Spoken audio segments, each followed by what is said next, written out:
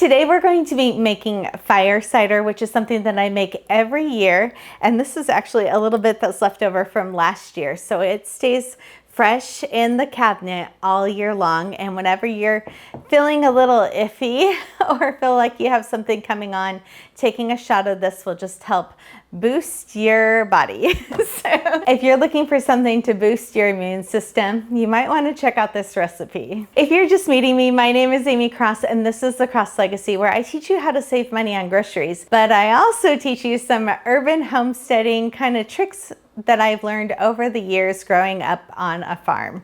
So one of those things is using some of these natural kind of remedies to help boost your system, and then that way you can be healthy all winter long. So if you're just making fire cider for the first time, it can seem like it's a little spendy, but if you went to go buy fire cider at a farmer's market, it would be like over $30 for a little bottle. So I want to kind of teach you some of the tricks that I do to keep the costs down. So we always use our produce and we wash it when we bring it home. And I have videos for all of these things to keep it fresh for weeks, but I kind of wanted to talk about these other things here. So spices, ones that I go through often, I will buy them in bulk, normally on Amazon in their organic section. And we have a list of those on our storefront of the organic spices that I use often. And then when you store them in glass jars with metal lids, they'll actually last for years and years. So you don't have to be afraid of buying something that's a little bit bigger of a quantity that is a better price, because you can keep it fresh for years.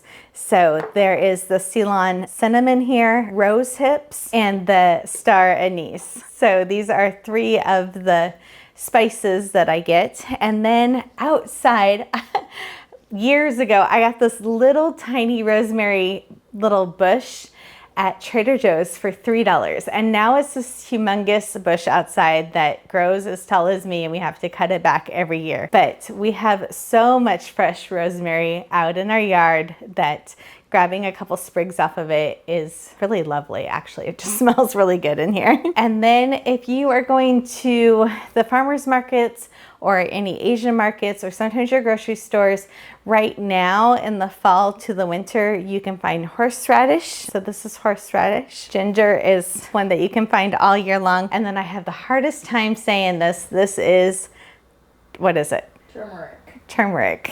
This is turmeric. Because I get asked about it so often, I do have reflective sympathetic dystrophy, which has a speech processing disorder. So sometimes I will say the complete wrong word and not even realize it. But people that know me just love me for my random weirdness of words. So these are some of the things that we're going to be chopping up and putting in the jar. I just want to say, once a year, we purchase a large quantity of honey. And so when we buy honey like this, it actually is less expensive than buying the little jars all year long. So being a more natural family, we try to kind of steer more towards the honey and maple syrups and natural things for sweeteners. And honey is one of the things that we also buy in bulk.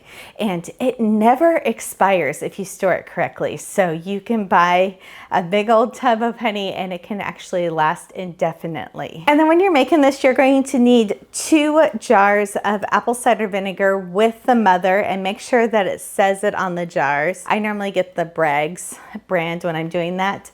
And then when you pour this into the large gallon-sized jar, make sure you keep the glass jar so you can pour the fire cider back into it later. And lastly, you're going to need a gallon-sized jar. So if you don't have these great jars that are on Amazon, then make sure that you get a large like pickle jar and recycle that. Then you can make the fire cider in the gallon-sized jar. All right, as we're putting everything in the jar, I'm making sure that I'm putting all the spices down here. I'm going to put the rosemary in, and then the onions are kind of larger, so those can go in there. But right here at the top, at the very top, I'm going to cut the oranges kind of big and make it so they smush everything down so everything can stay below the liquid line and nothing will get moldy. After you get the liquid in here on top of everything, you really want to make sure that the oranges are pushing everything down and the liquid line is on top of that.